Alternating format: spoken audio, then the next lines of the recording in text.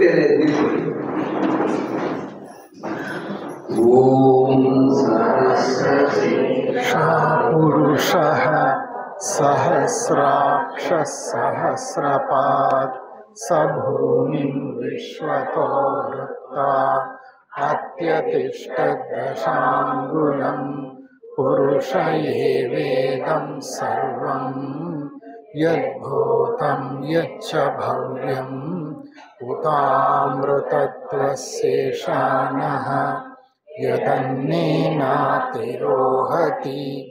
ಏತಾವಾನಸ್ಯ ಮಹಿಮಾ ಅತೋಜ್ಯಾಯಾಂಶ್ಚ ಪುರುಷಃ ಪಾದೋಸ್ಯ ವಿಶ್ವಾಭೂತಾನಿ ತ್ರಿಪಾದಸ್ಯಾಮೃತಂ ದಿವಿ ಏಕೋ ದೇವಃ ಸರ್ವಭೂತೇಷು ಗೂಢಃ ಸರ್ವವ್ಯಾಪಿ ಸರ್ವಭೂತಾಂತರಾತ್ಮ ಕರ್ಮಾಧ್ಯಕ್ಷ ಸರ್ವಭೂತಾಧಿವಾಸಃ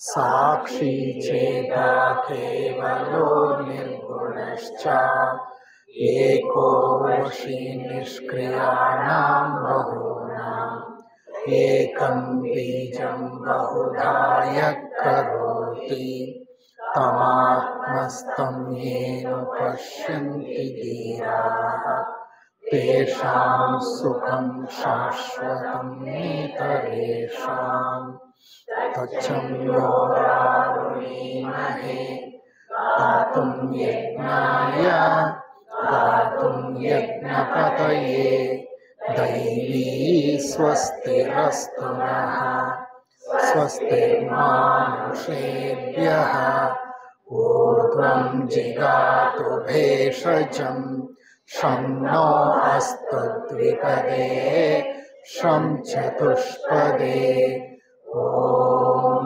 ಶಾಂತಿ ಶಾಂತಿ ಶಾಂತಿ.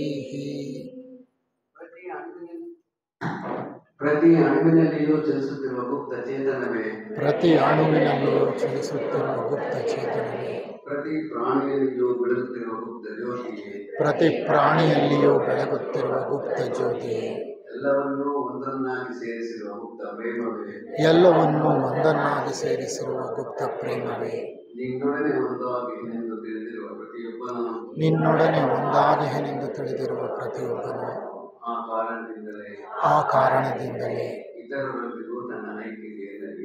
ಇತರರೊಂದಿಗೂ ತನ್ನ ಐಕ್ಯತೆಯನ್ನು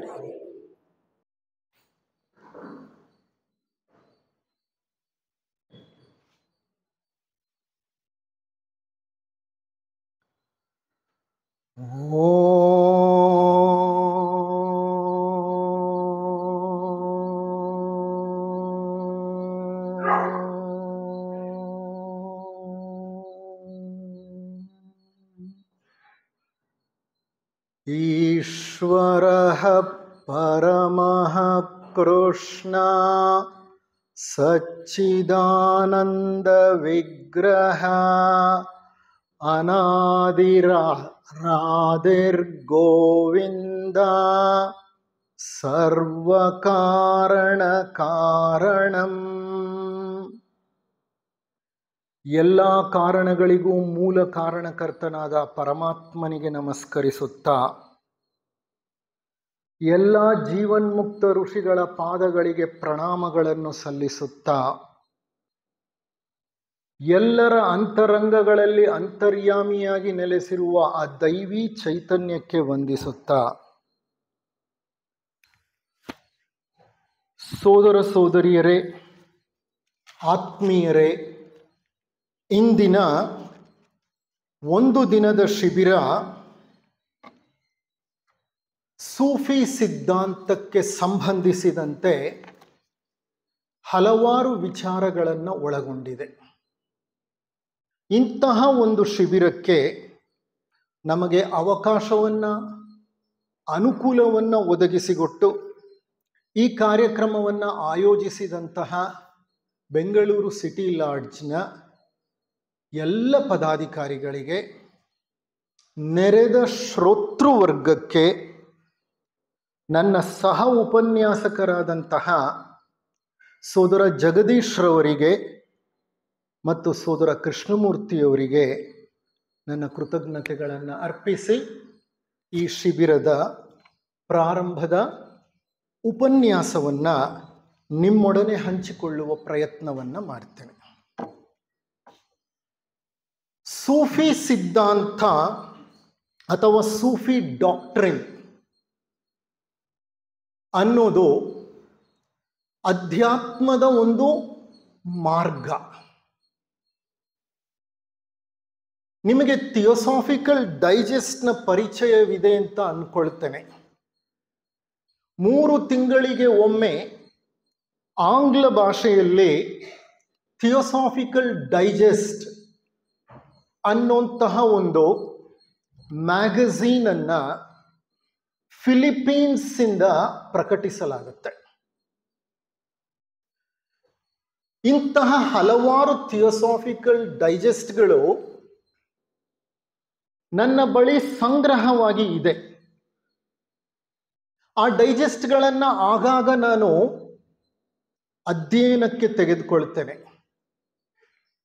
ಹಲವಾರು ಸಂಚಿಕೆಗಳಲ್ಲಿ ಆ ಥಿಯೋಸಾಫಿಕಲ್ ಡೈಜೆಸ್ಟ್ ಸೂಫಿ ಸಾಹಿತ್ಯವನ್ನು ಪ್ರಕಟಿಸಿದೆ.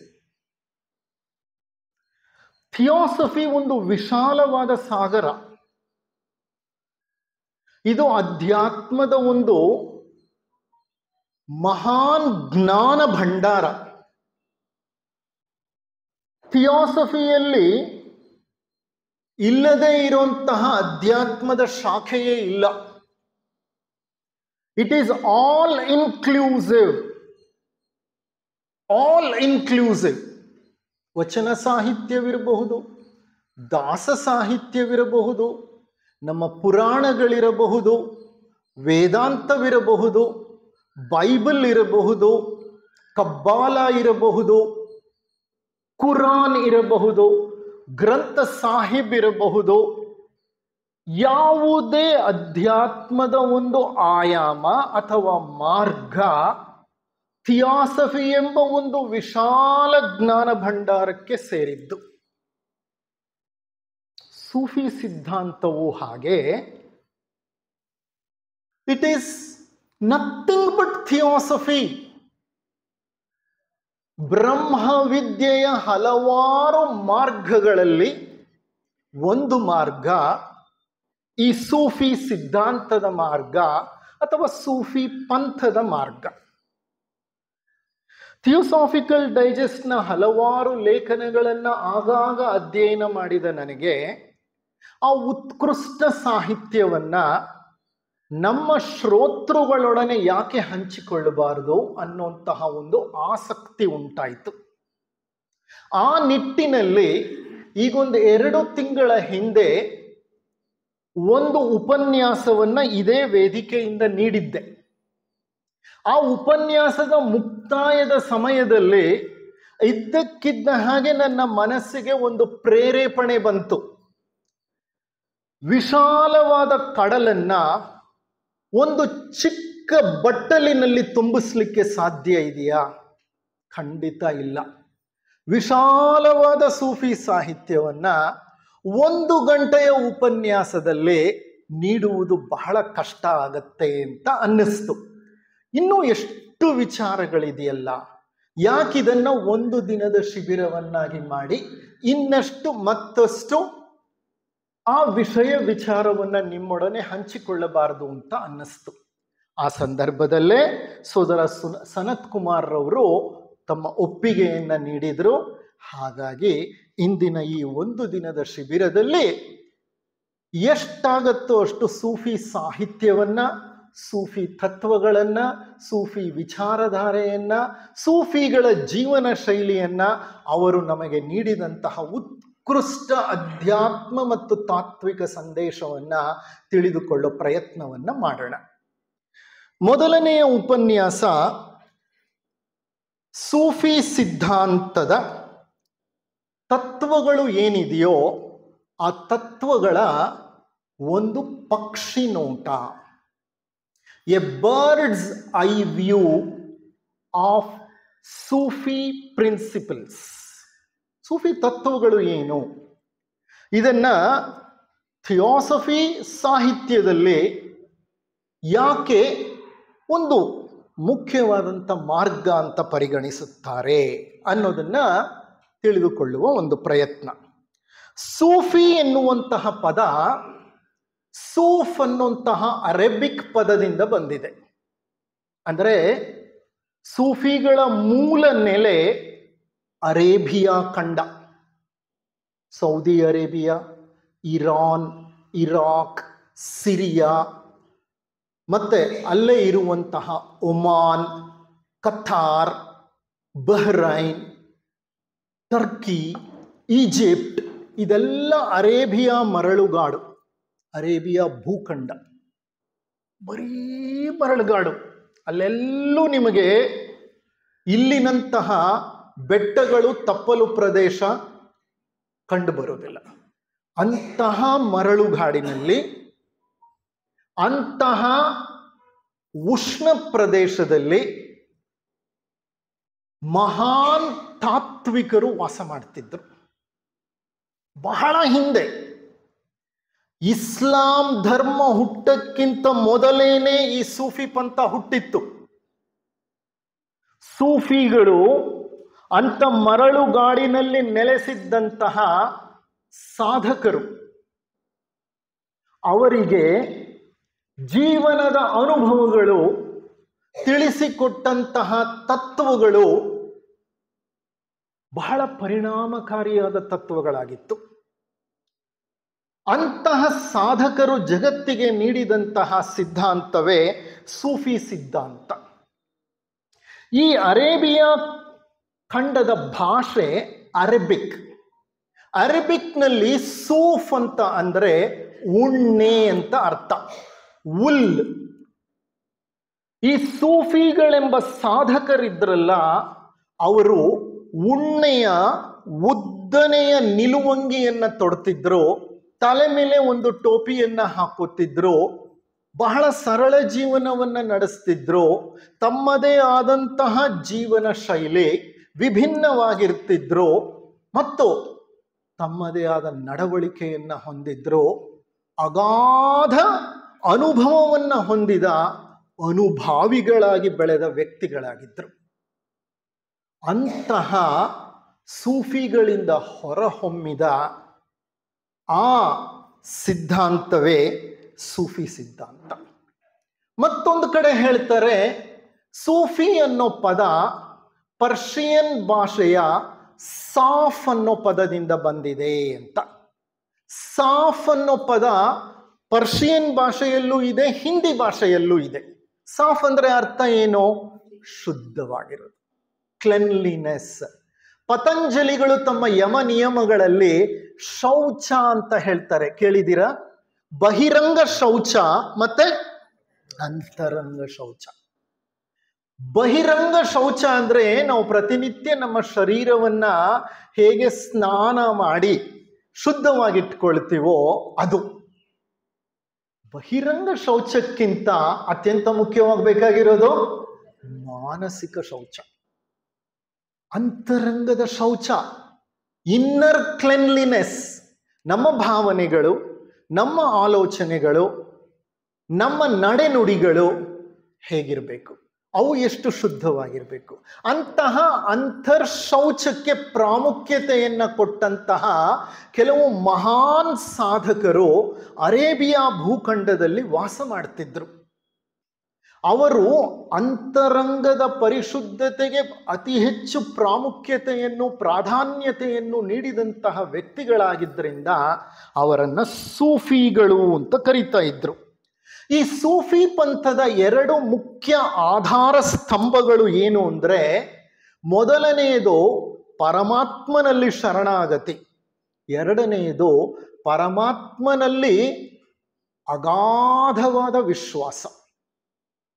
ಮೊದಲನೆಯದು ಸರೆಂಡರ್, ಎರಡನೆಯದು ಫೇತ್. ಸೂಫಿಗಳು ಭಗವಂತನನ್ನ ಆಳವಾಗಿ ನಂಬುತ್ತಾರೆ.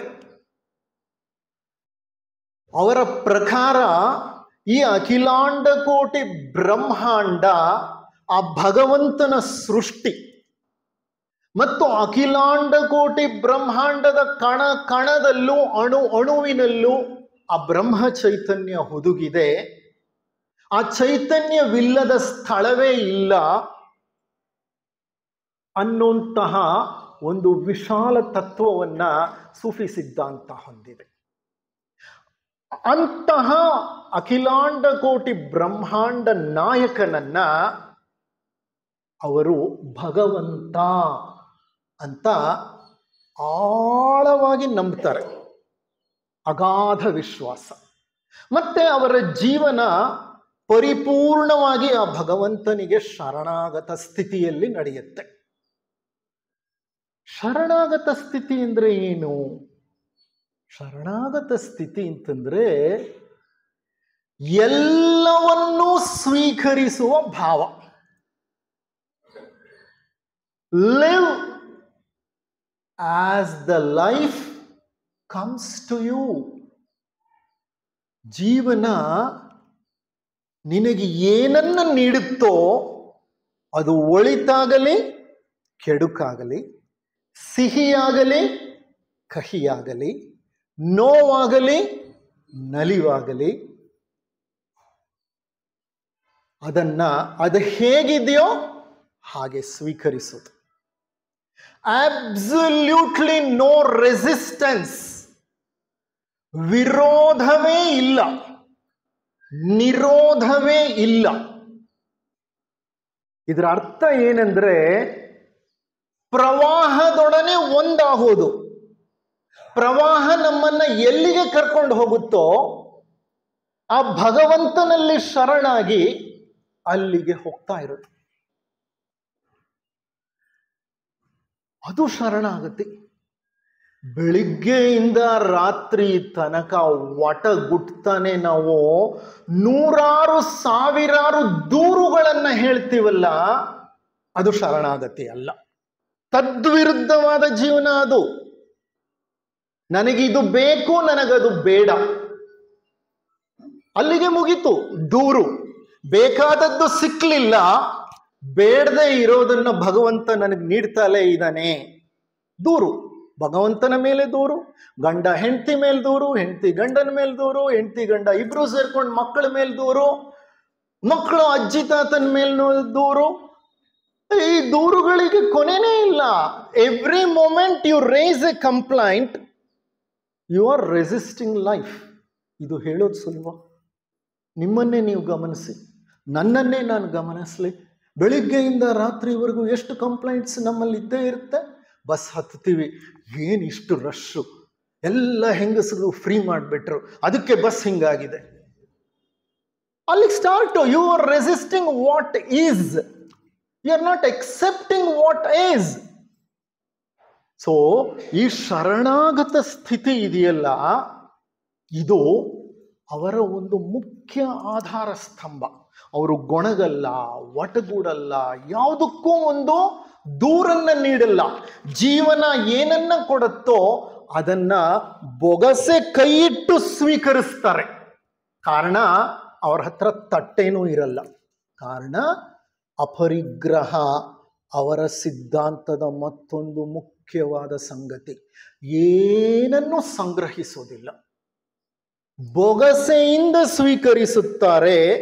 ಆ ಜೀವನವನ್ನ ಅದು ಹೇಗೆ ಭಗವಂತನಿಂದ ನೀಡಲ್ಪಟ್ಟಿದೆಯೋ ಹಾಗೆಯೇ ಅದನ್ನು ಸ್ವೀಕರಿಸ್ತಾರೆ.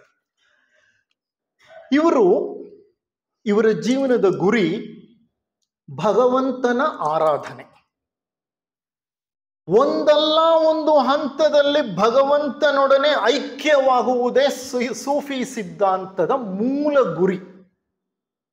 ಭಗವಂತನೊಡನೆ ಐಕ್ಯ ಅಂದರೆ ವ್ಯಷ್ಟಿ ಸಮಷ್ಟಿಯಲ್ಲಿ, ಬಿಂದು ಸಿಂಧುವಿನಲ್ಲಿ, ಆತ್ಮ ಪರಮಾತ್ಮನಲ್ಲಿ ಬೆರೆತು ಹೋಗೋದೇನಿದೆಯೋ ಅದನ್ನು ನಾವು ಮೋಕ್ಷ ಅಂತ ಕರಿತೀವಿ, ಮುಕ್ತಿ ಅಂತ ಕರಿತೀವಿ, ಅದನ್ನು ಆತ್ಮ ಸಾಕ್ಷಾತ್ಕಾರ ಅಂತ ಕರಿತೀವಿ. ಅದೇ ಸೂಫಿಗಳ ಜೀವನದ ಮೂಲ ಗುರಿ. ಆ ಗುರಿಯನ್ನು ಸಾಧಿಸಲಿಕ್ಕೆ ಅವರು ಅಳವಡಿಸಿಕೊಳ್ಳುವ ಮಾರ್ಗ ಏನು? ಅವರು ಅಳವಡಿಸಿಕೊಳ್ಳುವ ಮಾರ್ಗ ಬಹಳ ವಿಶಿಷ್ಟವಾದಂತಹ ಮಾರ್ಗ. ಅವರು ಸದಾ ತಮ್ಮ ಸ್ವಸ್ವರೂಪವನ್ನ ಅರಿಯಲಿಕ್ಕೆ ಪ್ರಯತ್ನಿಸುತ್ತಿರ್ತಾರೆ. ಎಷ್ಟೋ ಸೂಫಿಗಳು ತಮ್ಮ ಸ್ವಸ್ವರೂಪವನ್ನ ಅರಿತಿದ್ದವರು. ಸ್ವಸ್ವರೂಪ ಅಂದ್ರೆ ಏನು? ನನ್ನ ನಿಜವಾದಂತಹ ಮೂಲವೇನು? ನಾ ಯಾರು? ನನ್ನ ಪರಿಚಯವೇನು? ಯಾರಾದರೂ ನನ್ನನ್ನು ರಸ್ತೆಯಲ್ಲಿ ಸಿಕ್ಕು ನಿಮ್ಮನ್ನೆಲ್ಲೋ ನೋಡಿದ್ದೀನಿ, ನಿಮ್ಮ ಪರಿಚಯ ಏನು ಅಂದ್ರೆ ಏನು ಹೇಳ್ತೀನಿ? ನಾನು ಇಷ್ಟುದ್ದ ಪ್ರವರ ಕೊಡ್ತೀನಿ. ಏನು ಕೊಡ್ತೀನಿ? ನನ್ನ ಹೆಸರು ನಾಗೇಶ್, ನಾನು ವಿಜಯನಗರದಲ್ಲಿದ್ದೀನಿ, ನಾನೊಬ್ಬ ದಂತ ವೈದ್ಯ, ನನ್ನ ಮಗಳೊಬ್ಳು ವೈದ್ಯೆ, ನನ್ನ ಹೆಂಡತಿ ಒಬ್ಳು ವೈದ್ಯೆ, ನನ್ನದೊಂದು ಕ್ಲಿನಿಕ್ ಇದೆ, ನಾನು ಇಂಥ ವಂಶಕ್ಕೆ ಸೇರಿದ್ದೀನಿ, ನನ್ನ ತಂದೆ ತಾಯಿ ಇಂಥವರು, ನನ್ನ ಮನೆ ಇಂಥ ಜಾಗದಲ್ಲಿದೆ. ಇಷ್ಟೆಲ್ಲ ಹೇಳಿದ್ರು ನಾನು ಯಾರು ಅನ್ನೋದನ್ನ ಅವ್ರಿಗೆ ನಾನು ಕರೆಕ್ಟಾಗಿ ತಿಳಿಸ್ಲಿಕ್ಕೆ ಸಾಧ್ಯ ಇಲ್ಲ. ಅದ್ಯಾವುದೂ ನಾನಲ್ಲ. ಅಂದ್ರೆ I have developed a false identity and I live in that false identity. I am none of those things. ಪ್ರಪಂಚಕ್ಕೆ ಕಾಣುವ ನಾಗೇಶ್ ಬೇರೆ, ಆದರೆ ಮೂಲತಃ ನಾಗೇಶ್ ಬೇರೆ. ಅದರ ಅರ್ಥ ಏನಂದ್ರೆ, ಪ್ರಪಂಚದಲ್ಲಿ ನಮ್ಮನ್ನ ನಾವು ಗುರುತಿಸಿಕೊಳ್ಳಿಕ್ಕೆ ನಾವು ಹಲವಾರು ಏರ್ಪಡಿಸಿಕೊಂಡು ಅವುಗಳ ಮೂಲಕ ನಮ್ಮನ್ನ ನಾವು ಯಾರು ಅಂತ ಪರಿಚಯ ಮಾಡ್ಕೊಳ್ತೇವೆ. ಆದರೆ ಅದು ಯಾವುದು ನನ್ನ ಮೂಲ ಸ್ವರೂಪವಲ್ಲ. ಮೂಲ ಸ್ವರೂಪ ನಾನು ನಿರಾಕಾರ, ನಿರುಪಾಧಿಕ, ನಿರ್ಗುಣ ಆತ್ಮ ಚೈತನ್ಯ. ನನಗೆ ಆಕಾರವಿಲ್ಲ, ಉಪಾಧಿ ಇಲ್ಲ, ನನಗೆ ಮೂಲತಃ ಯಾವ ಗುಣಗಳೂ ಇಲ್ಲ. ಸತ್ವವಾಗಲಿ, ರಜಸ್ಸಾಗಲಿ, ತಮಸ್ಸಾಗಲಿ ಯಾವುದೂ ಇಲ್ಲ. ನಾನೊಂದು ಪ್ರಖರವಾದ ಜ್ಯೋತಿ. ನೀವು ಹಾಗೆ. ಪ್ರತಿಯೊಬ್ಬ ಮನುಷ್ಯನು, ಪ್ರತಿಯೊಂದು ಜೀವಿಯು ನಿರಾಕಾರ, ನಿರ್ಗುಣ, ನಿರುಪಾಧಿಕ ಪ್ರಖರ ಜ್ಯೋತಿ, ಆತ್ಮಜ್ಯೋತಿ. ಅಂತಹ ಆತ್ಮವೇ ನಮ್ಮ ಸ್ವಸ್ವರೂಪ ಅನ್ನೋದನ್ನ ಅರಿಯಲಿಕ್ಕೆ, ತಿಳಿದುಕೊಳ್ಳಲಿಕ್ಕೆ, ಪರಿಶೋಧಿಸಲಿಕ್ಕೆ ಸದಾ ಪ್ರಯತ್ನ ಮಾಡ್ತಾ ಇರುವಂತಹ ಮಹಾನ್ ಯೋಗಿಗಳು ಈ ಸೂಫಿ ಸಂತರು. ಸೂಫಿ ಸಂತರ ನೆಲೆ ಅರೇಬಿಯಾ ದೇಶವಾದರೂ ಇಸ್ಲಾಂ ಮತಕ್ಕಿಂತ ಮೊದಲೇ ಈ ಒಂದು ಪಂಥ ಹುಟ್ಟಿದ್ರೂ ಬರ್ತಾ ಬರ್ತಾ ಬರ್ತಾ ಏನಾಯ್ತು ಅಂತಂದ್ರೆ, ಸೌದಿ ಅರೇಬಿಯಾ ಖಂಡದಲ್ಲಿ ಇಸ್ಲಾಂ ಮತ ಹುಟ್ಟಿದ ನಂತರ ಈ ಸೂಫಿ ಪಂಥವನ್ನ ಆ ಮತ ತನ್ನೊಳಗೆ ಸೇರಿಸ್ಕೊಂಡು ಬಿಡ್ತು. ಹಾಗಾಗಿ ಸೂಫಿ ಪಂಥದ ಹಲವಾರು ಆಚರಣೆಗಳು ಇಸ್ಲಾಂಗೆ ಅನುಗುಣವಾಗಿವೆ. ಆದರೆ ಆ ಸೂಫಿ ಪಂಥ ಬರೀ ಅರೇಬಿಯಾ ಖಂಡದಲ್ಲೇ ಉಳ್ಕೊಳ್ಳಿಲ್ಲ. ಖೈಬರ್ ಪಾಸ್ನ ಮೂಲಕ, ಅಂದ್ರೆ ನಮ್ಮ ಹಿಂದೂ ಕುಶ್ ಪರ್ವತಗಳ ಮೂಲಕ ಅಫ್ಘಾನಿಸ್ತಾನವನ್ನ ತಲುಪಿ, ಅಫ್ಘಾನಿಸ್ತಾನ ಅಂದ್ರೆ ಗಾಂಧಾರ ದೇಶ. ಗಾಂಧಾರಿ ಮಹಾಭಾರತದಲ್ಲಿ ಬಂದಿದ್ದೆಲ್ಲಿಂದ? ಗಾಂಧಾರ ದೇಶದ ರಾಜಕುಮಾರಿ ಆಕೆ. ಭರತ ಖಂಡ ಅಫ್ಘಾನಿಸ್ತಾನದ ತನಕ ಹರಡಿತ್ತು ಆ ಕಾಲದಲ್ಲಿ. ಗಾಂಧಾರ ಪುತ್ರಿ ಗಾಂಧಾರಿ, ಅದನ್ನ ಈಗ ಕಂದಹಾರ್ ಅಂತ ಕರೀತಾರೆ. ಕಂದಹಾರ್, ಗಾಂಧಾರ ಅನ್ನೋದು ಹೊಟ್ಟೋಗಿ ಅವರ ಪರ್ಷಿಯನ್ ಭಾಷೆಯಲ್ಲಿ ಕಂದಹಾರ್ ಅನ್ನುವಂತಹ ಸ್ಥಳ ಆಗ್ಬಿಟ್ಟಿದೆ. ಆ ಗಾಂಧಾರದ ಮೂಲಕ ಸೂಫಿ ಸಂತರು ಪಾಕಿಸ್ತಾನವನ್ನ ಪ್ರವೇಶ ಮಾಡಿ, ಇಂದಿನ ಪಾಕಿಸ್ತಾನ, ಸೂಫಿ ಸಂತರು ಇಲ್ಲಿಗೆ ಬಂದು ಹಲವಾರು ಶತಮಾನಗಳೇ ಕಳೆದು ಹೋಯ್ತು.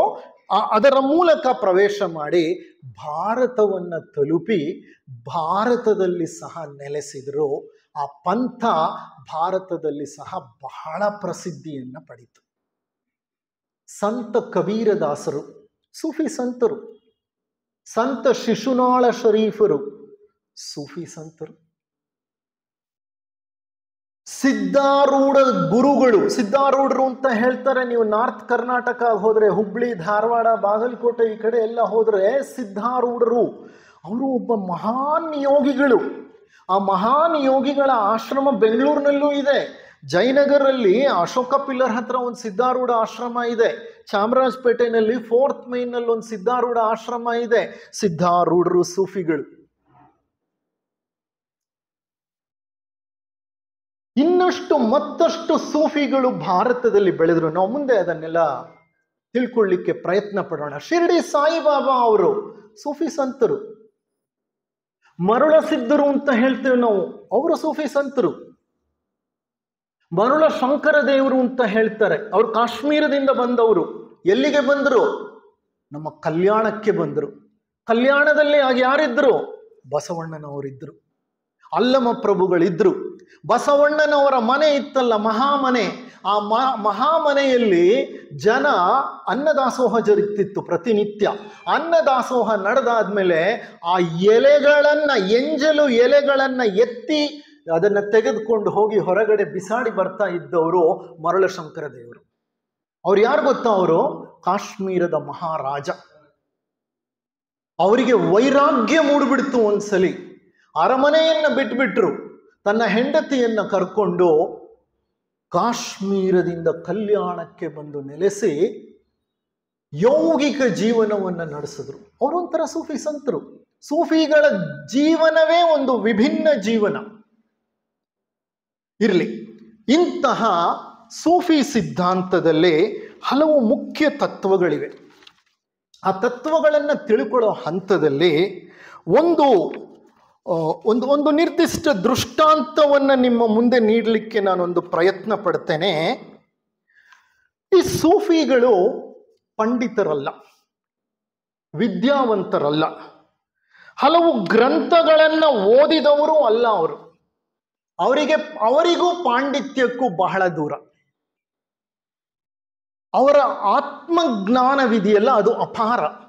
ಎಲ್ಲಿಂದ ಬಂತು ಅಂತಹ ಆತ್ಮಜ್ಞಾನ? ಆತ್ಮಜ್ಞಾನ ಪಡೀಲಿಕ್ಕೆ ನೀವು ಗ್ರಂಥಗಳನ್ನು ಓದಲೇಬೇಕು ಅಂತ ಏನಿಲ್ಲ.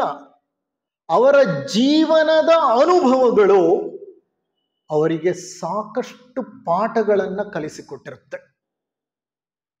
ನಮ್ಮ ಜೀವನದಲ್ಲೂ ಹಲವಾರು ಅನುಭವಗಳಾಗತ್ತೆ, ಹಲವಾರು ಘಟನೆಗಳು ಜರುಗುತ್ತೆ, ಹಲವಾರು ಸಂದರ್ಭಗಳನ್ನು ನಾವು ಎದುರಿಸ್ತೀವಿ. ಆದರೆ ಈ ಯಾವ ಘಟನೆಗಳು ನಮ್ಮನ್ನು ಬಡಿದೆಬ್ಬಿಸಲು ಸಾಧ್ಯವಾಗಿಲ್ವೇನೋ, ಅದಕ್ಕೆ ಇಂದು ನಾವು ಸಂಸಾರಕ್ಕೆ ಅಂಟಿಕೊಂಡೇ ಜೀವನವನ್ನು ನಡೆಸ್ತಾ ಇದ್ದೀವಿ. ಸೂಫಿಗಳು ಹಾಗಲ್ಲ. ಅವರ ಜೀವನದಲ್ಲಿ ಜರುಗಿದ ಸಣ್ಣ ಸಣ್ಣ ಘಟನೆಗಳಿಂದಲೂ ಸಹ ಆಳವಾದಂತಹ ಪಾಠವನ್ನು ಕಲಿತು ಆತ್ಮಜ್ಞಾನವನ್ನ ಅನುಭವಗಳ ಮೂಲಕ ಸಾಧಿಸಿ ಅನುಭಾವಿಗಳಾಗಿ ಬೆಳೆದವರವರು. ಅನುಭಾವಿಗಳು ಅವರು, ರಹಸ್ಯದರ್ಶಿಗಳು ಅವರು. ದೇವರ್ ಆಲ್ ಗ್ರೇಟ್ ಯೋಗೀಸ್. ಶಿಬ್ಲಿ ಅನ್ನುವಂತಹ ಒಬ್ಬ ಸೂಫಿ ಸಂತ ಇದ್ದ. ಶಿಬ್ಲಿ ಅವನ ಹೆಸರು. ಈ ಸೂಫಿ ಸಂತರು ಒಂಥರ ಭಿಕ್ಷುಕರ ಹಾಗೆ ಬದುಕೋರು. ಅಪರಿಗ್ರಹ ಅವರ ಜೀವನದ ಒಂದು ಮೂಲ ನಿಯಮ. ಭೂಷಣಗಳಿಗೆ ಅವರು ಆದ್ಯತೆಯನ್ನು ಕೊಡೋದಿಲ್ಲ. ಹೀಗೆ ಇರಬೇಕು, ಹಾಗೆ ಇರಬೇಕು ಅನ್ನುವಂತಹ ಪದ್ಧತಿ ಅವರಲ್ಲಿಲ್ಲ. ಬೇಕು ಬೇಡಗಳಿಲ್ಲ, ಆಶೆ ನಿರಾಶೆಗಳಿಲ್ಲ, ನೋವು ನಲಿವುಗಳಿಲ್ಲ, ಭಾವನೆಗಳಿಲ್ಲ, ಆಲೋಚನೆಗಳಿಲ್ಲ. ಒದಗಿ ಬಂದದ್ದನ್ನ ಅನುಭವಿಸ್ತಾರೆ. ಬಾರದೇ ಇರುವುದರ ಕಡೆ ಅವರ ಗಮನವೂ ಸಹ ಇರೋದಿಲ್ಲ. ನೋಡಿ ಎಂತ ಸುಂದರ ಜೀವನ. ಬೇಕೂನು ಬೇಡ, ಬೇಡವೋ ಅನ್ನೋದು ಬೇಡ. ಬೇಕು ಬೇಡಗಳಿಲ್ಲದ ಜೀವನ ಅಂತ ಅಂದ್ಬಿಟ್ರೆ ಸಮತೋಲನದ ಜೀವನ, ಸಮತ್ವದ ಜೀವನ. ಆ ಜೀವನದಲ್ಲಿ ಉದ್ವೇಗವಿಲ್ಲ, ಆ ಜೀವನದಲ್ಲಿ ನಿರಾಶೆ ಇಲ್ಲ, ಆ ಜೀವನದಲ್ಲಿ ದುಃಖವೂ ಇಲ್ಲ, ಆ ಜೀವನದಲ್ಲಿ ಸುಖವೂ ಇಲ್ಲ. ಅವರು ಈ ದ್ವಂದ್ವಗಳನ್ನ ಮೀರಿದ ದ್ವಂದ್ವಾತೀತ ಜೀವನವನ್ನ ನಡೆಸ್ತಾರೆ. ಭಗವದ್ಗೀತೆಯಲ್ಲಿ ಶ್ರೀಕೃಷ್ಣ ಪರಮಾತ್ಮ ಒಂದು ಶ್ಲೋಕದಲ್ಲಿ ಹೇಳ್ತಾನೆ, ಈ ಉಷ್ಣ ಶೀತಗಳು, ಸುಖ ದುಃಖಗಳು, ನೋವು ನಲಿವುಗಳು, ದ್ವಂದ್ವಗಳನ್ನ ಸೃಷ್ಟಿ ಮಾಡುತ್ತೆ. ಇದು ನೋವು, ಅದು ನಲಿವು ಅಂತ ಹೇಳೋದು ಯಾವುದು? ಮನಸ್ಸು. ಇದು ಬೇಕು, ಅದು ಬೇಡ ಅಂತ ಹೇಳೋದು ಯಾವುದು? ಮನಸ್ಸು. ಎಲ್ಲಿವರೆಗೂ ಈ ಮನಸ್ಸು ಈ ದ್ವಂದ್ವಗಳನ್ನ ಸೃಷ್ಟಿಸುತ್ತೋ ಅಲ್ಲಿವರೆಗೂ ಜೀವನ ಸಂಕಟಕರವಾಗೇ ಇರುತ್ತೆ. ನಾನು ಹಿಂದಿನ ಒಂದು ಉಪನ್ಯಾಸದಲ್ಲೂ ಹೇಳಿದ್ದೆ, ಸಾಸಿವೆ ಕಾಳಿನಷ್ಟು ಸುಖಕ್ಕೆ ನಾವು ಬೆಟ್ಟದಷ್ಟು ಕಷ್ಟವನ್ನ ಪಡ್ತೇವೆ. ಆದರೆ ಆ ಸಾಸಿವೆ ಕಾಳಿನ ಸುಖ ಸಿಕ್ಕಿದ್ರೆ ಸಾಕು, ನಾನು ಬೆಟ್ಟದಷ್ಟು ಕಷ್ಟವನ್ನ ಪಡಲಿಕ್ಕೆ ನಾನು ಸಿದ್ಧನಾಗಿದ್ದೇನೆ. ಪಡ್ತಾನೆ ಇರ್ತೇನೆ ಕಷ್ಟ. ಎಂದೋ ಒಂದು ಆಸ್ ಎ ಝಲಕ್ ಅಂದ್ರೆ ಒಂದು ಗ್ಲಿಮರ್ ತರ ಬರುತ್ತೆ ಸುಖ. ಆ ಸುಖಕ್ಕೋಸ್ಕರ ಎಷ್ಟೋ ದಿನಗಳ ಕಾಲ ನಾನು ಕಷ್ಟವನ್ನೇ ಅನುಭವಿಸ್ತಾ ಇರ್ತೇನೆ, ರೋಧಿಸುತ್ತೇನೆ, ಅಳುತ್ತೇನೆ, ನಿರಾಶನಾಗ್ತೇನೆ, ವ್ಯಗ್ರನಾಗ್ತೇನೆ, ನನ್ನ ಜೀವನವನ್ನೇ ನರಕವನ್ನಾಗಿ ಮಾಡ್ಕೊಳ್ತಾನೆ. ಆದರೆ ಈ ಸಂತರು ಹಾಗಲ್ಲ. ಸಂತರ ಬದುಕು ಎಂತ ಸುಂದರ ಬದುಕು ಅಂದ್ರೆ, ಅದು ಮೇಲೆ ಏರಲ್ಲ, ಕೆಳಗೆ ಇಳಿಯಲ್ಲ, ಸಮನಾಗಿ ಹರಿದು ಹೋಗುವ ನದಿ. ಅಲ್ಲಿ ಉದ್ವೇಗಕ್ಕೆ ಅವಕಾಶವೇ ಇಲ್ಲ, ಆತಂಕ ಗಾಬರಿಗಳಿಗೆ ಒಂದು ಸ್ಥಳವೇ ಇಲ್ಲ. ಅವರ ಜೀವನ ಪರಿಶುದ್ಧ ಜೀವನ, ಪರಿಶುಭ್ರ ಜೀವನ ಮತ್ತು ನಿರಾತಂಕ ನಿರಾಡಂಬರ ಜೀವನ. ಈಗ ನಮ್ಮ ಎಲ್ಲ ಕಷ್ಟಗಳು ನಮಗೇನಿದೆ ಅದನ್ನು ನಾವು ಗಮನಿಸ್ತಾ ಹೋದ್ರೆ, ಆ ಕಷ್ಟಗಳಿಗೆಲ್ಲ ಮೂಲ ಕಾರಣ ಏನು ಹೇಳಿ? ಆಶೆ. ಆ ಆಶೆ ಪೂರೈಸಿದ್ರೆ ಆ ಕ್ಷಣದಲ್ಲಿ ಸುಖ. ಅದು ಪೂರೈಸದೆ ಹೋದ್ರೆ ಏನ್ ಮಾಡ್ತೀವಿ ನಾವು? ವ್ಯಗ್ರರಾಗ್ತೇವೆ. ಅಸುಖ, ಅಸಂತೋಷ, ಹೌದಾ, ನಮ್ಮ ನೆಮ್ಮದಿನೇ ಹಾಳು ಮಾಡ್ಕೋತೀವಿ. ಗೌತಮ ಬುದ್ಧರು ಸುಮಾರು 2500 ವರ್ಷಗಳ ಹಿಂದೆನೆ ಹೇಳಿದ್ರು, ಆಶೆಯೇ ದುಃಖಕ್ಕೆ ಮೂಲ ಮತ್ತು ಕಾರಣ ಅಂತ. ಆಶೆಯನ್ನೇ ವರ್ಜಿಸಿದಂತಹ ವ್ಯಕ್ತಿಗಳು ಈ ಸೂಫಿ ಸಂತರು. ಶಿಬ್ಲಿ ಅನ್ನುವಂಥವನು ಅಂತಹ ಒಬ್ಬ ಸೂಫಿ ಫಕೀರನಾಗಿದ್ದ.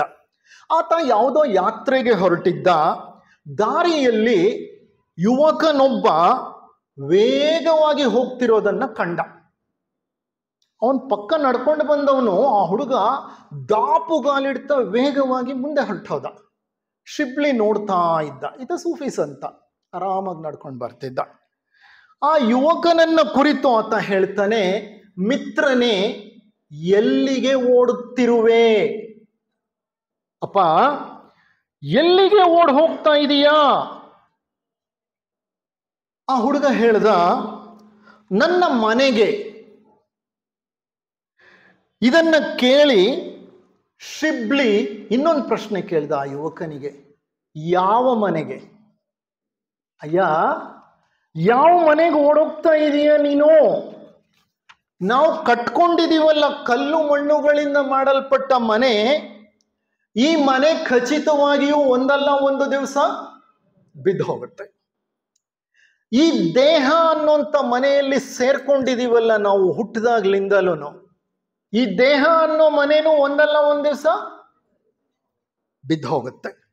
ಹಾಗಾದ್ರೆ ಈ ಅಶಾಶ್ವತ ಮನೆಗಳಿಗಿಂತ ಮುಖ್ಯವಾದ, ಎಂದೂ ಬೀಳದ, ಶಾಶ್ವತವಾದ ನಮ್ಮ ಮನೆ ಇದೆಯಾ ಯಾವುದಾದ್ರೂ? ಅಲ್ಲಿಗೆ ಹೋಗೋ ಮಾರ್ಗವಿದೆಯಾ? ಯಾಕಾಗಿ ಆ ಮನೆಗೆ ಹೋಗ್ಬೇಕು ನಾವು? ಈ ಪ್ರಶ್ನೆಗಳನ್ನ ಪರಿಗಣಿಸುವುದು ಸೂಕ್ತವಲ್ವೇ? ಪ್ರತಿನಿತ್ಯ ಇದೇ ನಮ್ಮ ಕೆಲಸ. ಬೆಳಿಗ್ಗೆ ಮನೆಯಿಂದ ಹೊರಗೆ ಹೋಗ್ತೀವಿ, ಕೆಲಸ ಎಲ್ಲ ಮುಗಿಸ್ಕೊಂಡು ರಾತ್ರಿ ಹೊತ್ತಿಗೆ ಮನೆಗೆ ವಾಪಸ್ ಬಂದ್ಬಿಡ್ತೀವಿ. ನನ್ನ ಫ್ರೆಂಡ್ ಒಬ್ಬ ಇದ್ದ, ಜಯಪ್ರಕಾಶ್ ಅಂತ, ನನ್ನ ಬಾಲ್ಯ ಸ್ನೇಹಿತ, ಇವತ್ತಿಗೂ ಸ್ನೇಹಿತ. We are very close friends. ಅವ್ರ ತಂದೆ BWSSBನಲ್ಲಿ ಚೀಫ್ ಇಂಜಿನಿಯರ್ ಆಗಿ ರಿಟೈರ್ಡ್ ಆದರು. ಓಕೆ, ನಾನು ಅವ್ರ ಮನೆಗೆ ಒಂದು ದಿವಸ ಹೋಗಿದ್ದೆ. ಅವ್ರ ಫ್ರೆಂಡ್ ಒಬ್ಬರು ಬಂದಿದ್ರು, ಅಂದರೆ ನನ್ನ ಫ್ರೆಂಡ್ನ ತಂದೆಯ ಫ್ರೆಂಡು. ಅವ್ರ ಹತ್ರ ಮಾತನಾಡ್ತಾ ಹೇಳ್ತಿದ್ರು, ಇವನು ನನ್ನ 2ನೇ ಮಗ, ಬಹಳ ಒಳ್ಳೆಯವನು. ಬೆಳಿಗ್ಗೆ ಮನೆ ಬಿಟ್ರೆ ರಾತ್ರಿ ಹೊತ್ತಿಗೆ ಎಲ್ಲೂ ಹೋಗಲ್ಲ, ಅವನು ವಾಪಸ್ ನಮ್ಮ ಮನೆಗೆ ವಾಪಸ್ ಬಂದ್ಬಿಡ್ತಾನೆ. ಬಹಳ ಒಳ್ಳೆಯವನು. ಬೆಳಿಗ್ಗೆ ಮನೆ ಬಿಟ್ರೆ ರಾತ್ರಿ ನಮ್ಮ ಮನೆಗೆ ವಾಪಸ್ ಬಂದ್ಬಿಡ್ತಾನೆ. ನನಗೆ ನಗು ಬಂದ್ಬಿಡ್ತು. ಇನ್ನ ಇದೇ ಕೆಲಸನೇ ನಾವು ಮಾಡ್ತಾ ಇರೋದು. ಬೆಳಿಗ್ಗೆ ಮನೆ ಬಿಟ್ರೆ ರಾತ್ರಿ ಹೊತ್ತಿಗೆ ನಾವು ಮನೆಗೆ ವಾಪಸ್ ಬರ್ತೀವಿ. ಆದ್ರೆ ನಮ್ಗೆ ಗೊತ್ತು ಈ ಮನೆ ಇಂದಲ್ಲ ನಾಳೆ ಬಿದ್ದೋಗೋ ಮನೆ. ಆದ್ರೆ ಈಗ ಸದ್ಯಕ್ಕೆ ನಮ್ಗೆ ಗೊತ್ತಿರೋದು ಅದೊಂದೇ ಮನೆ, ಈ ಶರೀರ. ಈ ಶರೀರದಲ್ಲಿ ಸದಾ ಬದುಕಿರ್ತೀವಿ. ಆದ್ರೆ ನಮ್ಮ ಆಲೋಚನೆಗಳು, ನಮ್ಮ ಭಾವನೆಗಳ ಮೂಲಕ ದೂರ ಹೊರಟು ಹೋಗ್ತೀವಿ. ಈ ಒಂದು ಕ್ಷಣ ಅನ್ಕೋತೀನಿ ನಾನು ಅಮೇರಿಕಾಗೆ ಹೋಗಿ ನಯಾಗರ ನೋಡ್ಬೇಕು, ತಕ್ಷಣ ನನ್ನ ಮನಸ್ಸೇನಾಯ್ತೋ ನಯಾಗರ ಹೊರಟೋಯ್ತು. ಅಲ್ಲಿಂದ ಏನ್ ಮಾಡುತ್ತೆ, ಇನ್ನೊಂದು ಕೆಲವೇ ಕ್ಷಣದಲ್ಲಿ ಹಿಂತಿರುಗಿ ಇಲ್ಲಿ ಈ ಮನೆಗೆ ವಾಪಸ್ ಬಂದ್ಬಿಡುತ್ತದೆ. ಈ ಮನೆಗಳೆಲ್ಲ ಅಶಾಶ್ವತವಾದ ಮನೆಗಳು. ಒಂದಲ್ಲ ಒಂದು ದಿವಸ ಇವುಗಳನ್ನ ತೊರೆದು ಹೋಗಲೇಬೇಕು. ಇವುಗಳು ಅಶಾಶ್ವತವಾದಂಥ ಮನೆಗಳು. ಆ ಶಾಶ್ವತವಾದಂಥ ಮನೆ ಎಲ್ಲಿದೆ, ಆ ಮನೆಗೆ ಹೋಗುವ ಮಾರ್ಗವೇನು, ಅದಕ್ಕೆ ಅಲ್ವಾ ದಾಸರು ಹೇಳಿರುವುದು, ಅಲ್ಲಿರುವುದು ನಮ್ಮೆಲ್ಲರ ಮನೆ, ಇಲ್ಲಿರುವುದು ಸುಮ್ಮನೆ. ಸುಮ್ಮನೆಗೆ ಎಷ್ಟು ಕಾಲ ಅಂಟಿಕೊಳ್ಳಲು ನೀವು ಬಯಸುತ್ತೀರಿ? ಸುಮ್ಮನೆಗೆ ಎಷ್ಟು ಕಾಲ ಅಂಟ್ಕೊಳ್ತೀರಪ್ಪ ನೀವು? ಇದು ತಾತ್ಕಾಲಿಕ, ಇದು ನೀರಸ, ಇದು ದುಃಖಮಯ ಅಲ್ಲವೇ? ನಿಜವಾದ ಅರ್ಥದಲ್ಲಿ ಹೇಳಬೇಕಾದ್ರೆ ಇರುವುದೆಲ್ಲ ಒಂದೇ ಮನೆ, ಅದೇ ಪರಮಾತ್ಮನ ಮನೆ.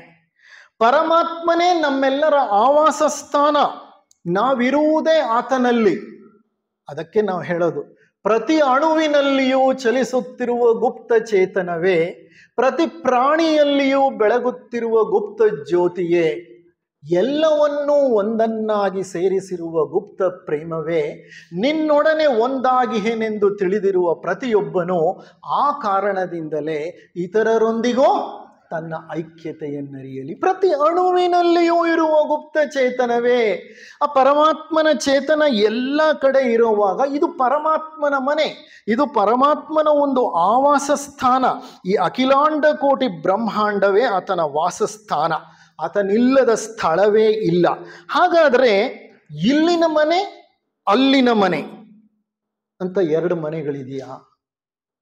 ಇದುವರೆಗೂ ನಾನು ಹೇಳಿದೆ, ಶರೀರ ಬಿದ್ದು ಹೋಗುತ್ತೆ, ಇದು ನಮ್ಮ ಮನೆ ಅಲ್ಲ. ಮಣ್ಣು ಕಲ್ಲುಗಳಿಂದ ಕಟ್ಟಿದ, ಗಾರೆಯಿಂದ ಕಟ್ಟಿದ ಮನೆ, ಅದು ಬಿದ್ದು ಹೋಗುತ್ತೆ. ಹಾಗಾದ್ರೆ ಇನ್ಯಾವ್ದು ನಮ್ಮ ಮನೆ? ಇನ್ನೊಂದು ಮನೆ ಇದೆಯಾ? ದಾಸರು ಹೇಳಿದ್ರು, ಇಲ್ಲಿರುವುದು ಸುಮ್ಮನೆ, ಅಲ್ಲಿರುವುದು ನಮ್ಮೆಲ್ಲರ ಮನೆ. ಎರಡೆರಡು ಮನೆಗಳಿದೆಯಾ? ಕರೆಕ್ಟಾಗಿ ಆಲೋಚನೆ ಮಾಡಿ ನೋಡಿದ್ರೆ ನಾವು ಸದಾ ಇರುವುದೇ ಪರಮಾತ್ಮನಲ್ಲಿ, ನಮ್ಮೊಳಗೆ ಇರುವುದು ಪರಮಾತ್ಮನೇ.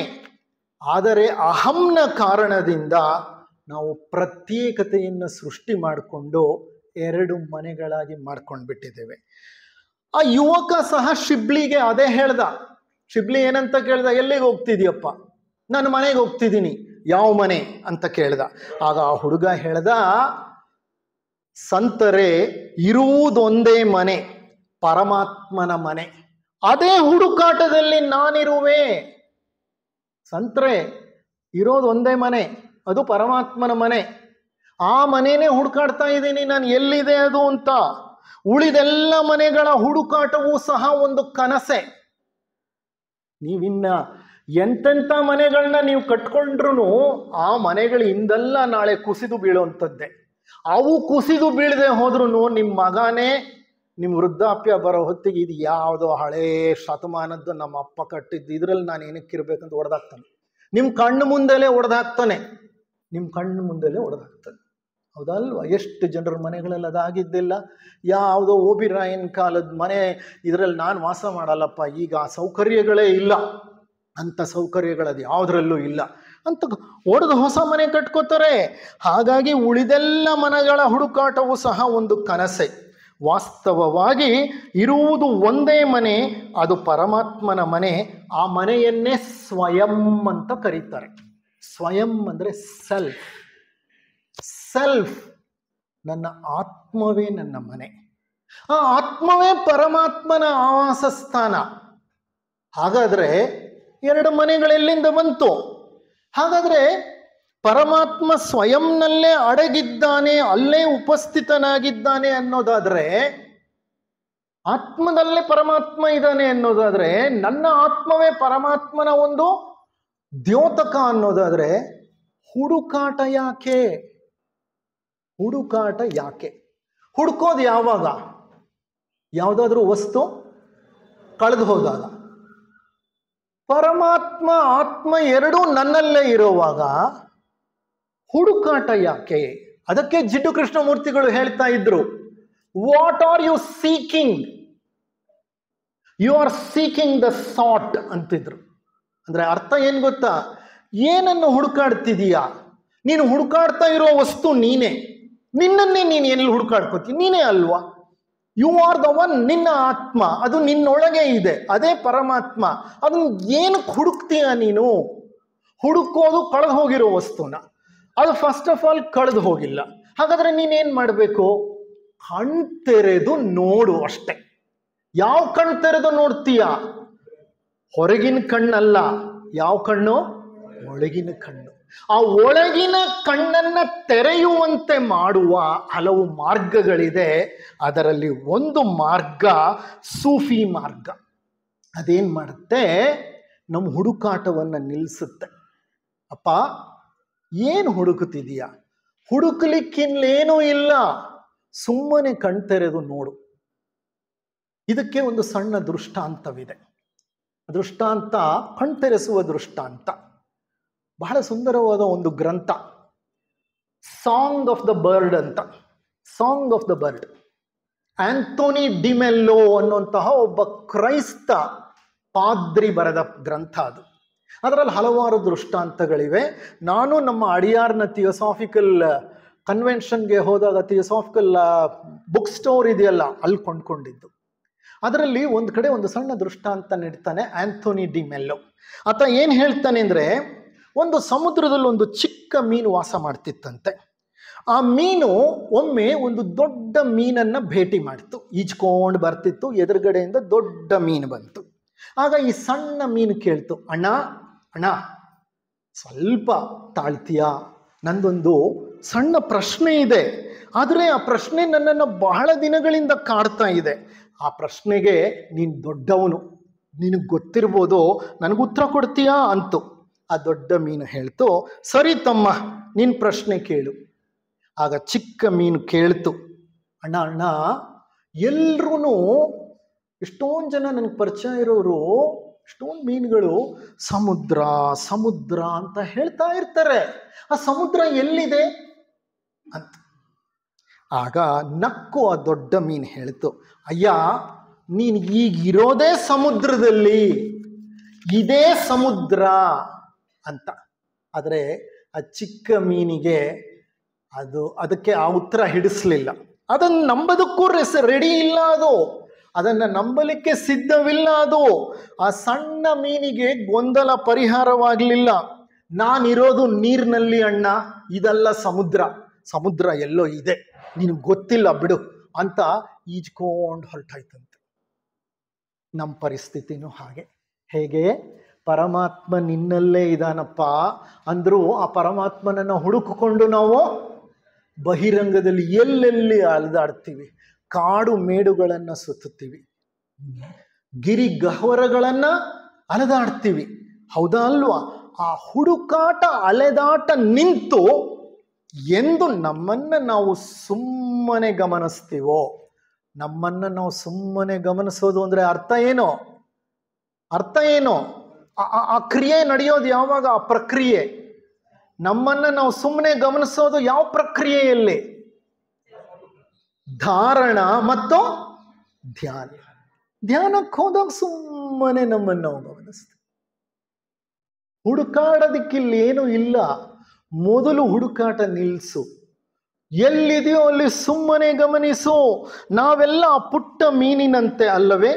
ಹುಡುಕಾಟದಲ್ಲೇ ಇದ್ದೀವಿ.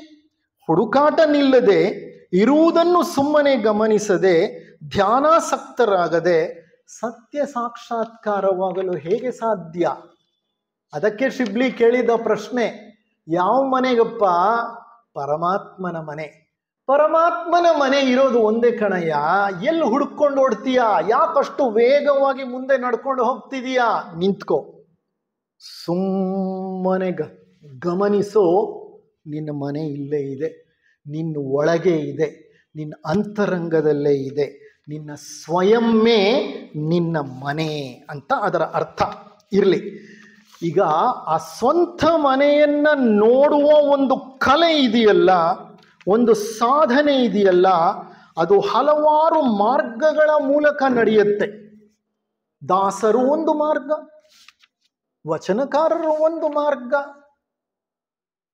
ಕ್ರೈಸ್ತ ಮತದವರೊಂದು ಮಾರ್ಗ, ನಮ್ಮ ಮುಸಲ್ಮಾನರು ಮತ್ತೊಂದು ಮಾರ್ಗ, ಹಿಂದೂಗಳು ಇನ್ನೊಂದು ಮಾರ್ಗ, ಸನಾತನಿಗಳು ಒಂದು ಮಾರ್ಗ. ಹೌದಾ ಅಲ್ವಾ? ಅಂತ ಹಲವಾರು ಮಾರ್ಗಗಳು ಬೆಟ್ಟದ ಮೇಲಿದ್ರೂ ಎಲ್ಲ ಮಾರ್ಗಗಳು ಕೊನೆಗೆ ಹೋಗ್ಸಿರೋದು ಬೆಟ್ಟದ ಶಿಖರವನ್ನ. ಎಲ್ಲ ಮಾರ್ಗಗಳು ಮೇಲ್ ಹೋಗಿ ಅಲ್ಲಿ ಕುಡ್ಕೊಂಡು ಬಿಡುತ್ತೆ. ನಿಮ್ಗೆ ಯಾವ ಮಾರ್ಗ ಬೇಕೋ ಆ ಮಾರ್ಗವನ್ನ ಹಿಡಿದು ಮೇಲೇರಿ. ಮೇಲೇರಿದ ನಂತರ ಎಲ್ಲರಿಗೂ ಕಾಣುವ ನೋಟ ಮಾತ್ರ ಒಂದೇ. ಮೇಲೇರಿದ ನಂತರ ಎಲ್ಲರೂ ನಿಂತ್ಕೊಳ್ಳುವಂಥ ತಾಣ ಒಂದೇ. ಅಂದರೆ ಎಷ್ಟೇ ಮಾರ್ಗಗಳಿದ್ರೂ ಆ ಮಾರ್ಗಗಳ ಗುರಿ ಮಾತ್ರ ಒಂದೇ. ಆ ಗುರಿಯೇ ಪರಮಾತ್ಮ. ಇಂತಹ ಒಂದು ಹಲವಾರು ಮಾರ್ಗಗಳ ಒಂದು ಅಧ್ಯಾತ್ಮದ ಹಾದಿಯಲ್ಲಿ ಒಂದು ಮಾರ್ಗ ಸೂಫಿಗಳ ಮಾರ್ಗ. ಅವರ ತತ್ವಗಳೇನು ಅಂತಂದ್ರೆ, ಮುಖ್ಯವಾಗಿ ಗಮನಿಸಿದ್ರೆ ಮೊದಲನೆಯ ತತ್ವ ಎಲ್ಲರನ್ನೂ ಪ್ರೀತಿಸು, ಲವ್, ಅನ್ಕಂಡೀಷನಲ್ ಲವ್. ನಮ್ಮ ಪರಮಗುರು ಚರಣ ಸನ್ನಿಧಿಯಲ್ಲಿ ಗ್ರಂಥದಲ್ಲಿ 4ನೆಯ ಅತಿ ಮುಖ್ಯವಾದಂತಹ ಸಾಧನೆಗೆ ಯೋಗ್ಯವಾದಂತಹ ಗುಣ ಯಾವುದು? ಪ್ರೇಮ. ಆ ಪ್ರೇಮವನ್ನೇ ಇವರು ತಮ್ಮ ಸಿದ್ಧಾಂತದ ಮೊಟ್ಟ ಮೊದಲನೆಯ ತತ್ವವಾಗಿ ಹೇಳ್ತಾರೆ. ಒಂದು ದೊಡ್ಡ ರಾಕ್ ಬ್ಯಾಂಡ್ ಇತ್ತು ಮೊದಲು. ರಾಕ್ ಬ್ಯಾಂಡ್ ಅಂದ್ರೆ ಗೊತ್ತಲ್ಲ, ಮ್ಯೂಸಿಕ್ ಬ್ಯಾಂಡ್. ಅಮೆರಿಕಾ ದೇಶದ ಒಂದು ಸಂಗೀತ ತಂಡ, ರಾಕ್ ಮ್ಯೂಸಿಕ್ನ ತಂಡ. ಆ ತಂಡವನ್ನ ಬೀಟಲ್ಸ್ ಅಂತ ಕರೀತಿದ್ರು. ಬೀಟಲ್ಸ್ ಅಂದ್ರೆ ಇವತ್ತಿಗೂ ಮಹಾನ್ ತಂಡ ಅದು. ಅಂತ ತಂಡ ಮತ್ತೆ ಹುಟ್ಟಲೇ ಇಲ್ಲ. ಆ ತಂಡದಲ್ಲಿ ಒಂದು 6 ಜನ ಸದಸ್ಯರಿದ್ದರು. ಅವರು ಅಂತಾರಾಷ್ಟ್ರೀಯ ಮಟ್ಟದಲ್ಲಿ ಎಲ್ಲ ಕಡೆ ಸಂಗೀತ ಕಚೇರಿಗಳನ್ನು ಮಾಡ್ತಾ ಇದ್ರು. ಅವರ ಕೊನೆಯ ಆಲ್ಬಮ್ ಯಾವುದು ಗೊತ್ತಾ? Many of them became drug addicts. ಆ 6 ಜನರ ತಂಡ ಇತ್ತಲ್ಲ, ಅವರಲ್ಲಿ ಬಹಳ ಜನ ಎಲ್ಲರೂ ಮಾದಕ ದ್ರವ್ಯ ವ್ಯಸನಿಗಳಾಗ್ಬಿಟ್ರು. ಅಂತಹ ಬ್ಯಾಂಡು ನಮ್ಮ ಮಹೇಶ್ ಯೋಗಿ ಇದ್ರಲ್ಲ, ಭಾರತದ ಮಹೇಶ್ ಯೋಗಿ, ಅವರದ್ದು ಆಶ್ರಮ ಇದೆ ರಿಷಿಕೇಶದಲ್ಲಿ. ನಾವು ಹೋಗಿ ಬಂದ್ವಿ ಒಂದ್ಸಲಿ. ಆ ರಿಷಿಕೇಶದಲ್ಲಿದ್ದ ಮಹೇಶ್ ಯೋಗಿಯವರ ಆಶ್ರಮಕ್ಕೆ ಬಂದು ಅವರ ಶಿಷ್ಯರಾಗಿ ಸಾಧನೆ ಮಾಡಿ ದ್ರವ್ಯ ವ್ಯಸನದಿಂದ ಹೊರಬಂದು ಕೊನೇ ಒಂದು ಮ್ಯೂಸಿಕ್ ಆಲ್ಬಮ್ನ ತಂದರು. ಆ ಆಲ್ಬಮ್ನ ಹೆಸರೇನು ಗೊತ್ತಾ? All that you need is love. All that you need is love. ಅದೊಂದೇ, ಇನ್ನೇನು ಬೇಕಾಗಿಲ್ಲ. ಮನೆ ಬೇಕು, ಮಠ ಬೇಕು, ಊಟ ಬೇಕು, ಅದೆಲ್ಲ ವೆರಿ ವೆರಿ ಲೋವರ್ ನೀಡ್ಸ್. ಅದು ಜಗತ್ತಿನ ಎಲ್ಲ ಸಮಸ್ಯೆಗಳ ಪರಿಹಾರ ಅಂತ ಅಂದ್ರೆ all that you need is love, alone love. ಅಂತಹ ಪ್ರೀತಿಯ ಬಗ್ಗೆ ಅವರು ಹೇಳ್ತಾ ಇದ್ದಾರೆ. ಎಲ್ಲರನ್ನೂ ಪ್ರೀತಿಸು. ಅವರು ಯಾವುದೇ ಮತಕ್ಕೆ, ಸಂಸ್ಕೃತಿಗೆ, ಬುಡಕಟ್ಟಿಗೆ, ಜಾತಿಗೆ, ವರ್ಣಕ್ಕೆ ಸೇರಿರಲಿ, ಆ ಭೇದಗಳನ್ನು ಮೀರಿ ನಿನ್ನ ಪ್ರೇಮವನ್ನು ಹಂಚು. ಸೂಫಿ ದೇವರನ್ನು ಪ್ರೀತಿಸುವುದರಿಂದ ಹಲವರ ಸೃಷ್ಟಿಯಲ್ಲಿನ ಸೂಫಿ ದೇವರನ್ನು ಪ್ರೀತಿಸುವುದರಿಂದ ದೇವರ ಸೃಷ್ಟಿಯಲ್ಲಿರುವ ಎಲ್ಲ ಜೀವಿಗಳನ್ನು ಪ್ರೀತಿಸುತ್ತಾನೆ. ಯಾವಾಗ ದೇವರನ್ನೇ ಪ್ರೀತಿಸ್ತೀನಿ ಅಂತೀಯೋ, ಆ ದೇವರ ಸೃಷ್ಟಿಯನ್ನ ನೀನು ಹೇಗೆ ದ್ವೇಷದಿಂದ ಕಾಣಲಿಕ್ಕೆ ಸಾಧ್ಯ? ದೇವರ ಸೃಷ್ಟಿ ಎಲ್ಲವನ್ನೂ ಪ್ರೀತಿಯಿಂದಲೇ ಕಾಣಬೇಕು. ಸೂಫಿಗಳು ಇಸ್ಲಾಂ ಪಂಥದ ಶಾಖೆಯಲ್ಲೇ ಇದ್ರೂ ಅವರು ಕಟ್ಟರ್ ಇಸ್ಲಾಮಿಗಳಲ್ಲ, ಅವರು ಉಗ್ರವಾದಿಗಳಲ್ಲ. ಇಸ್ಲಾಂನ ಒಂದು ಸೌಮ್ಯ ರೂಪವಿದೆ, ಇಸ್ಲಾಂನ ಒಂದು ದಾರ್ಶನಿಕ ರೂಪವಿದೆ, ಇಸ್ಲಾಂನ ಒಂದು ರಹಸ್ಯದರ್ಶಿ ಶಾಲೆಗಳಿವೆ. ಅಂಥ ಶಾಲೆಗಳಿಗೆ ಸೇರಿದವರು. ನಾವೇನು ಮಾಡ್ಕೋತೀವಿ ಸಾಮಾನ್ಯವಾಗಿ, ಇಸ್ಲಾಂ ಅಂತಂದರೆ ಭೀತಿವಾದ, ಉಗ್ರವಾದವನ್ನು ಪ್ರಚಾರ ಮಾಡುವಂತಹ ಧರ್ಮ. ಏಕೆಂದರೆ ಬಹಳ ಮಟ್ಟಿಗೆ ಅಂತಹ ಘಟನೆಗಳು ಜರುಗಿದೆ, ಹಾಗಾಗಿ ನಮ್ಮಲ್ಲಿ ಆ ರೀತಿಯ ಒಂದು ಭಾವನೆ ಮೂಡುತ್ತೆ. ಆದರೆ ಇಸ್ಲಾಂನಲ್ಲಿ ಒಂದು ಸೌಮ್ಯವಾದಿ ರೂಪವಿದೆ, ಅದೇ ಸೂಫಿಗಳ ಪಂಥ. ಅವರು ಸೃಷ್ಟಿಕರ್ತನ ಸಕಲ ಸೃಷ್ಟಿಯನ್ನು ಪ್ರೀತಿಸುತ್ತಾರೆ. ಅಧ್ಯಾತ್ಮವನ್ನು ಮತ್ತು ಲೌಕಿಕವನ್ನು ಸಂಯೋಜಿಸಿ ಸದಾ ನೈತಿಕ ತತ್ವಗಳಿಗೆ ಅನುಸಾರವಾಗಿ ಬದುಕುತ್ತಾರೆ. ಇದು ಎರಡನೆಯ ತತ್ವ. ಅವರು ಎಷ್ಟೋ ಜನ ಸಂಸಾರ ಬಿಟ್ಟು ಓಡ್ ಹೋಗಲ್ಲ, ಸಾಂಸಾರಿಕರಾಗಿ ಬದುಕ್ತಿರ್ತಾರೆ. ಹೆಂಡತಿ ಮಕ್ಕಳು ಸಹ ಇರ್ತಾರೆ. ಅವ್ರು ಸೂಫಿ ಸಂತರು ಅಂತ ಬೇರೆ ಯಾರಿಗೂ ಗೊತ್ತೂ ಆಗಲ್ಲ. ಎಲ್ಲರಂತೆ ಬದುಕಿ ಬಾಳ್ತಾರೆ. ಹತ್ತಿರದಲ್ಲಿರೋರು, ಸಂಪರ್ಕಕ್ಕೆ ಹತ್ತಿರದಲ್ಲಿರೋರಿಗೆ ಗೊತ್ತಿರುತ್ತೆ ಇವರು ಬೇರೆ ವಿಶಿಷ್ಟವಾದ ಜೀವನವನ್ನು ನಡೆಸ್ತಿದ್ದಾರೆ ಅಂತ. ಇಲ್ಲಾಂದ್ರೆ ಸೂಫಿಗಳು ನಿರಾಡಂಬರ ವ್ಯಕ್ತಿಗಳು. ಅವರು ಪ್ರದರ್ಶನಕ್ಕೆ, ತೋರಿಕೆಗೆ ಅಧ್ಯಾತ್ಮವನ್ನು ಅನುಸರಿಸೋದಿಲ್ಲ. ಅವರಿಗೆ ತೋರಿಕೆಯ ಪ್ರಪಂಚವೂ ಬೇಡ, ಆ ತೋರಿಕೆಯ ಜೀವನವೂ ಬೇಡ.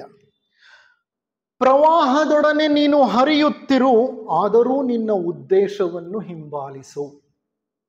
ಮೂರನೆಯ ತತ್ವ, ಪ್ರವಾಹವನ್ನು ಸೇರು, ಅದು ನಿನ್ನನ್ನು ಎಲ್ಲಿಗೆ ಕರ್ಕೊಂಡು ಹೋಗುತ್ತೋ ಅದರೊಡನೆ ಹೋಗು. ಆದರೆ ಆ ಪ್ರವಾಹದ ಮಧ್ಯೆ ಹೋಗ್ತಾ ಇರೋವಾಗಲೂ ನಿನ್ನ ಆಂತರಿಕ ಉದ್ದೇಶವನ್ನು ಬಿಡಬೇಡ, ಅದನ್ನು ಸಾಧಿಸು. ನಾಲ್ಕನೆಯ ತತ್ವ, ವರ್ತಮಾನದಲ್ಲಿರು ಮತ್ತು ಪ್ರತಿ ಅನುಭವದಿಂದ ಪಾಠ ಕಲಿ. Stay in the present, experience anything everything that happens in life and learn lessons. ಸದಾ ವರ್ತಮಾನದಲ್ಲಿ ಬದುಕು, ಏನು ಜರುಗುತ್ತಿದೆಯೋ ಆ ಘಟನೆಗಳಿಂದ ಪಾಠ ಕಲಿ. Learning lesson is A very important thing. This world is A mega school. ಈ ಪ್ರಪಂಚವಿದೆಯಲ್ಲ, ಇದು ಒಂದು ಮಹಾನ್ ಪಾಠಶಾಲೆ. ಈ ಪಾಠಶಾಲೆಗೆ ನಾವು ಯಾಕೆ ಬಂದಿದ್ದೀವಿ? ಪಾಠ ಕಲೀಲಿಕ್ಕೆ. ಆದರೆ ನಾವು ಪಾಠ ಕಲಿತಿದ್ದೀವಾ? ಕಲೀಲಿಲ್ಲ. ಕಲೀಲಿಲ್ಲ ಅಂದರೆ ಶಾಲೆಗಳಲ್ಲಿ ಏನು ಮಾಡ್ತಾರ ಮಕ್ಕಳನ್ನ? ಅವರು ಉತ್ತೀರ್ಣರಾಗಲ್ಲ. ಎಲ್ಲಿರ್ತಾರೋ ಅಲ್ಲೇ ಇರ್ತಾರೆ. ಏನೋ ಗುಂಡ, ಯಾಕೆ 2ನೇ ಕ್ಲಾಸ್ನಲ್ಲಿದೆಯಾ? 3ನೇ ಕ್ಲಾಸಿಗೆ ಹೋಗೋಷ್ಟು ಬುದ್ಧಿವಂತಿಕೆ ಇನ್ನ ನನಗೆ ಬಂದಿಲ್ಲ, ಅದಕ್ಕೆ ನನ್ನನ್ನು 2ನೇ ಕ್ಲಾಸ್ನಲ್ಲೇ ಇಟ್ಟಿದ್ದಾರೆ. ಹಿಂದೆ 2 ವರ್ಷ ಬಿಟ್ಟು ಬಂದು ಪೆದ್ದುಗುಂಡನ್ನು ಕೇಳಿ ಅವನ ಉತ್ತರ ಅದೇ ಇರುತ್ತೆ. ಕಾರಣ ಪಾಠ ಕಲಿಯಲಿಲ್ಲ ಅವನು. ನಮ್ಮ ಸಮಸ್ಯೆನೂ ಇದೆ. ಎಷ್ಟು ಘಟನೆಗಳು ಜರುಗಿದ್ರು, ಎಷ್ಟು ಸಂದರ್ಭಗಳು ಎದುರಾದ್ರೂ ನಾವು ಕಲಿಬೇಕಾದ ಪಾಠವನ್ನು ಕಲಿಯಲಿಲ್ಲ. ಇತರರನ್ನು ದೂಷಿಸುತ್ತಾ ಕಾಲ ಕಳೀತಾ ಇರ್ತೀವಿ, ಇದ್ದ ಸ್ಥಳದಲ್ಲೇ ಇರ್ತೇವೆ. ಇದು 5ನೆಯ ಒಂದು ತತ್ವ, ವರ್ತಮಾನದಲ್ಲಿರು, ಪ್ರತಿ ಅನುಭವದಿಂದ ಪಾಠ ಕಲಿ. 4ನೆಯ ತತ್ವ, ಇತರರ ಜೀವನದಲ್ಲಿ ಮತ್ತು ನಿನ್ನ ಜೀವನದಲ್ಲಿ ಉತ್ತಮ ಬದಲಾವಣೆಗೆ ನೀನು ಕಾರಣನಾಗು. You become the reason for a very very good change within you and within others. ನಿನ್ನ ಪರಿವರ್ತನೆಗೆ, ಸಮಾಜದ ಪರಿವರ್ತನೆಗೆ ನೀನು ಕಾರಣಕರ್ತನಾಗು. ಸೂಫಿಗಳು ಪ್ರಚಾರವನ್ನು ಬಯಸಲ್ಲ, ಪ್ರಸಾರವನ್ನೂ ಮಾಡಲ್ಲ. ಅವರ ಜೀವನವೇ ಒಂದು ಆದರ್ಶ ಇತರರಿಗೆ. ಮಹಾತ್ಮ ಗಾಂಧಿಯವರನ್ನು ಯಾರೋ ಕೇಳಿದ್ರಂತೆ, what is your message for the world? ಅವರು ಉದ್ದಕ್ಕೊಂದು ಭಾಷಣ ಬಿಗಿಲಿಲ್ಲ. ಅವ್ರೇನು ಹೇಳಿದ್ರು? My life is my message. ನನ್ನ ಜೀವನವೇ ಒಂದು ಸಂದೇಶ. ಅಂಥ ಜೀವನವನ್ನು ಬದುಕಿ ಬಾಳ್ತಾರೆ ಸೂಫಿ ಸಂತರು. ಕೊನೆಯ ತತ್ವ, ಪ್ರತಿನಿತ್ಯ ನಿದ್ರೆಗೆ ಹೋಗುವ ಮುನ್ನ ಬೆಳಿಗ್ಗೆ ಎದ್ದು 2 ಬಾರಿ, ರಾತ್ರಿ ನಿದ್ರೆಗೆ ಹೋಗ್ಲಿಕ್ಕೆ ಮೊದಲು ಬೆಳಿಗ್ಗೆ ಎದ್ದ ನಂತರ ಸುಂದರ ದಿನವನ್ನು ನಾನು ಕಾಣುತ್ತೇನೆ ಅನ್ನೋ ಭರವಸೆಯಲ್ಲಿ ಇರು. ಅಂದರೆ ನಿರಾಶನಾಗಬೇಡ. ರಾತ್ರಿ ಮಲಗಕ್ಕೆ ಮೊದಲು I am going to see a good tomorrow. ಬೆಳಿಗ್ಗೆ ಎದ್ದ ತಕ್ಷಣ today going to be a good day. ಅಕಸ್ಮಾತ್ ಬೆಳಿಗ್ಗೆ ಏಳಲಿಲ್ಲ ಅಂದರೆ ಯಾವ ಪಶ್ಚಾತ್ತಾಪವೂ ಇಲ್ಲ ಅನ್ನೋ ಮನಸ್ಥಿತಿಯನ್ನು ಹೊಂದಿರು. ಮಲಗಕ್ಕೆ ಮೊದಲು I am going to see a good day tomorrow. ಬೆಳಿಗ್ಗೆ ಎದ್ದ ತಕ್ಷಣ I am having a good day today. ಅಕಸ್ಮಾತ್ ಬೆಳಿಗ್ಗೆ ಏಳಲೇ ಇಲ್ಲ, ನೋ ಪ್ರಾಬ್ಲಮ್. Accept it.